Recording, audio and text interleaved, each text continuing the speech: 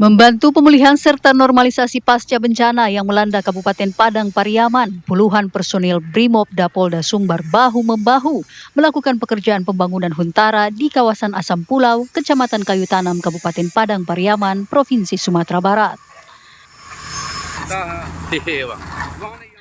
Pekerjaan yang dimulai sejak 9 hari lalu, pembangunannya terus dipercepat dan diprediksi akan rampung pada 31 Desember 2025 nanti. Untuk pekerjaan sampai sekarang tidak ada kendala, dimulai tanggal 19 Desember sampai sekarang sudah berjalan 9 hari.